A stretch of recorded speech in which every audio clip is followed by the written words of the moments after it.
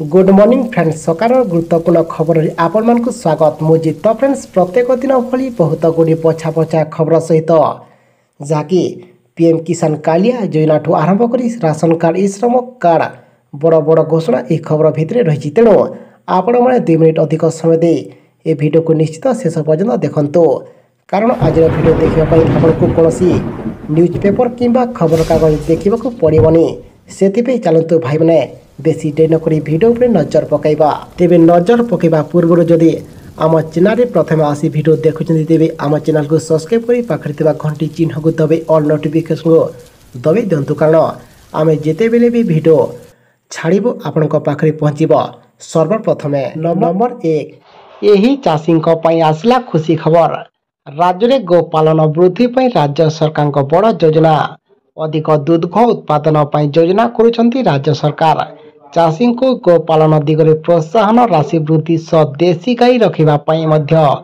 सरकार प्रोत्साहन देथिबा कहिसंती मत्स्य एवं पशु संपद विकास मंत्री गोकुलानंद मल्लिक दुग्ध उत्पादन 2000 टन रु 5000 टन को वृद्धि करने सरकार प्रयास करुछंती चाषी को सब्सिडी माध्यम दुईटी अधिक गाई जोगाई देवे सरकार यह द्वारा महिला एवं युवक मैंने आत्मनिर्भर एवं स्वावलंबी हो पारिबे।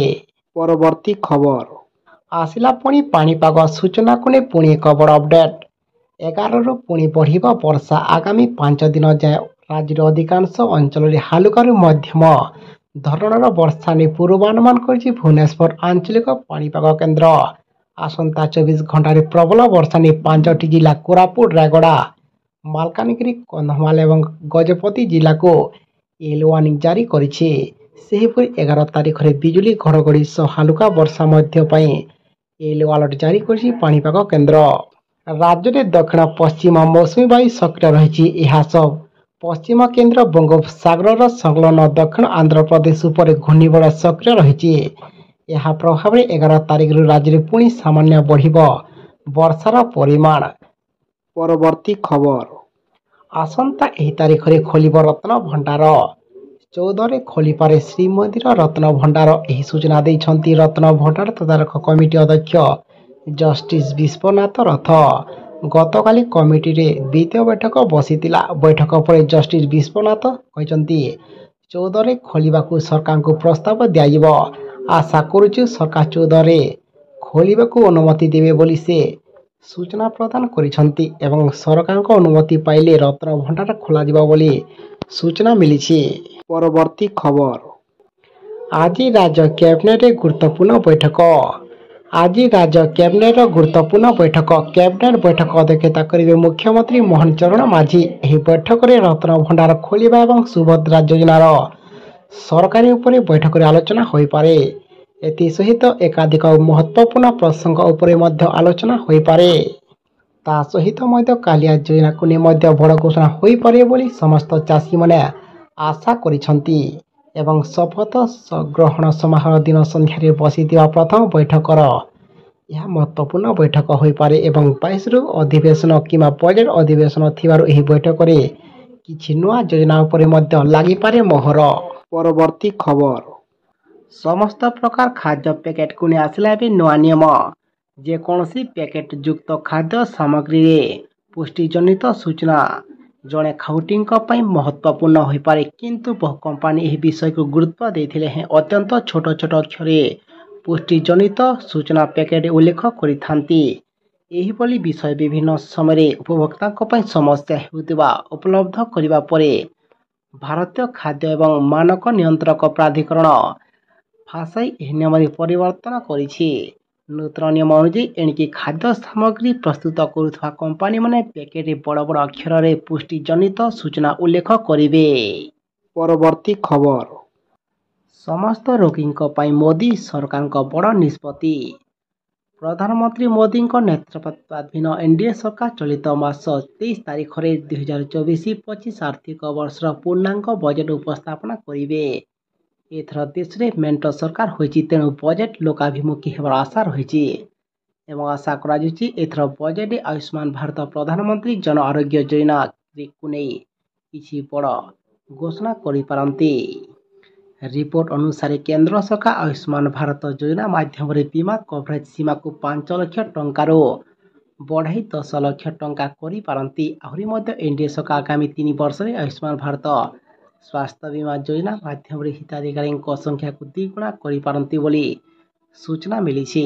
ପରବର୍ତ୍ତୀ ଖବର, ସଞ୍ଚୟ ସୁଧ ଉପରେ ଆୟକର ଛାଡ଼ ସୀମାକୁ ନେଇ ସରକାରଙ୍କ ବଡ଼ ନିଷ୍ପତ୍ତି।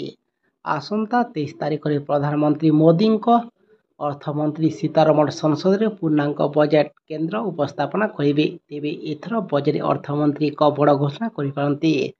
ସରକାର ସଞ୍ଚୟ ଜମାଖାତା ସୁଧ ଉପରେ ଆୟକର ଛାଡ଼ ସୀମାକୁ 25,000 ପର୍ଯ୍ୟନ୍ତ ବୃଦ୍ଧି କରିବା ନେଇ ବିଚାର କରୁଥିବା କୁହାଯାଉଛି।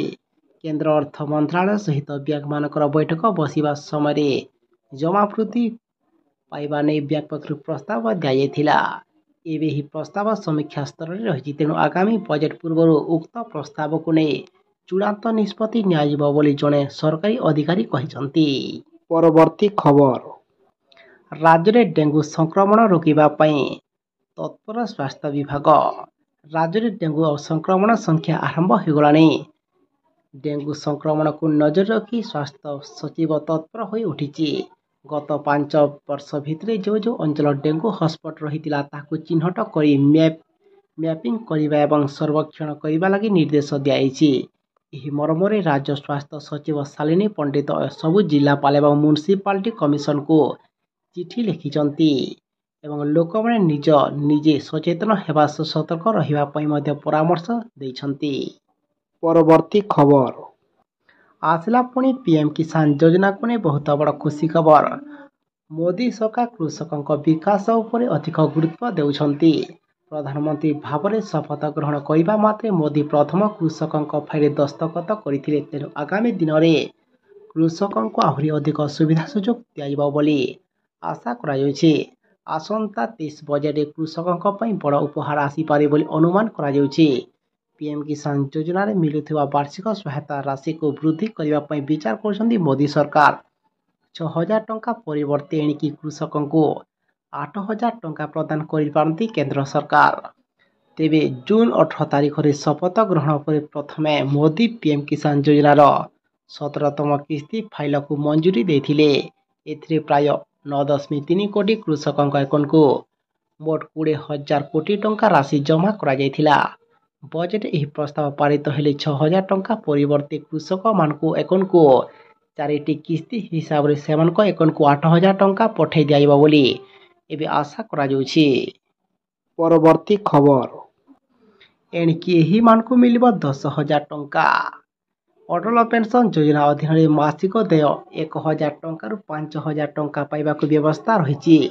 ଆଗାମୀ ସମୟରେ ଏହାର ସୀମା ସରକାର 10,000 ଟଙ୍କାକୁ ବୃଦ୍ଧି କରାଯାଇପାରିବ ବୋଲି ଚର୍ଚ୍ଚା ହେଉଛି।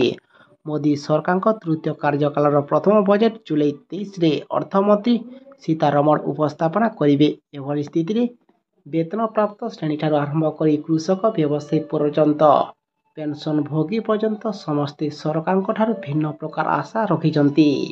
ଏହି ସମୟରେ ସୂତ୍ରରୁ ଦାବି କରୁଛି ଯେ ସରକାର ଏହାର ପ୍ରମୁଖ ସାମାଜିକ ସୁରକ୍ଷା ଯୋଜନା ଅଟଳ ପେନ୍ସନ୍ ଯୋଜନା ଅନ୍ତର୍ଗତ ସର୍ବନିମ୍ନ ଗ୍ୟାରେଣ୍ଟି ପରିମାଣକୁ ଆଗାମୀ ବଜେଟ୍ରେ 10,000 ଟଙ୍କାକୁ ଦ୍ୱିଗୁଣ କରିପାରିବେ ବୋଲି ଏବେ ଆଶା କରାଯାଉଛି।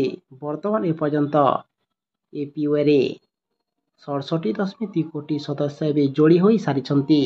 ପରବର୍ତ୍ତୀ ଖବର, ଆକାଉଣ୍ଟକୁ 1,000 ଟଙ୍କା ପଠାଉଛନ୍ତି କେନ୍ଦ୍ର ସରକାର। କେନ୍ଦ୍ର ସରକାରଙ୍କ ପକ୍ଷରୁ ଅନେକ ଗୁଡ଼ିଏ ଯୋଜନା କାର୍ଯ୍ୟକାରୀ କରାଯାଉଛି। ଅନେକ ଗୁଡ଼ିଏ ଯୋଜନା କାର୍ଯ୍ୟକାରୀ ହେବା ସହିତ ସମୟକ୍ରମେ ସେଗୁଡ଼ିକର ସଂଶୋଧନ ମଧ୍ୟ ହୋଇଥାଏ। ଏହି ଯୋଜନା ଗୁଡ଼ିକ ମଧ୍ୟରୁ ଅନେକ ସେହି ଭାରତୀୟ ପାଇଁ ଯେଉଁମାନେ ଆର୍ଥିକ ଦୃଷ୍ଟିରୁ ଦୁର୍ବଳ କିମ୍ବା ଗରିବ ଶ୍ରେଣୀର ପରିବାରଙ୍କ ପାଇଁ କେନ୍ଦ୍ର ଏବଂ ରାଜ୍ୟ ସରକାରଙ୍କ ଦ୍ୱାରା ପରିଚାଳିତ ଯୋଜନାଗୁଡ଼ିକ ମଧ୍ୟରୁ ଇ-ଶ୍ରମ କାର୍ଡ ଯୋଜନା ହେଉଛି ଅନ୍ୟତମ। ଏହି ଯୋଜନା ଅଧୀନରେ ଇ-ଶ୍ରମ କାର୍ଡ ବାହାର କରିବା ନିହାତି ଆବଶ୍ୟକ, ଯାହା ଆର୍ଥିକ ଦୃଷ୍ଟିରୁ ଦୁର୍ବଳ ଶ୍ରେଣୀର ଲୋକମାନେ ଅନେକ ଲାଭ ପାଇପାରିବେ। ଏବଂ ଆଗକୁ ପୁଣି ଶ୍ରମିକଙ୍କୁ ଦେଖି ଏଥିରେ ଇ-ଶ୍ରମ କାର୍ଡ ମାଧ୍ୟମରେ ପୁଣି ସମସ୍ତ ଯୋଗ୍ୟ ହିତାଧିକାରୀଙ୍କ ଆକାଉଣ୍ଟକୁ 1,000 ଟଙ୍କା ଲେଖାଏଁ ଟ୍ରାନ୍ସଫର କରିବେ ବୋଲି ବିଶେଷ ସୂତ୍ରରୁ ଜଣାପଡ଼ୁଛି। ତା ସହିତ ଯଦି ସେହି ଟଙ୍କା ନଦେଲେ ତେବେ ଆପଣଙ୍କୁ ମଧ୍ୟ ଅନେକ ସୁବିଧା ମିଳିପାରୁଛି, ଯାହାକି ଆପଣଙ୍କ ଗୋଡ଼ଟେ କିମ୍ବା ହାତଟି ଭାଙ୍ଗିଲେ ମଧ୍ୟ ଆପଣଙ୍କୁ 1,00,000 ଟଙ୍କାର ବୀମା କଭର ମିଳିପାରିବ, ଯାହାକି ଆପଣଙ୍କ ପାଇଁ ବହୁତ ବଡ଼ ଖୁସି ଖବର।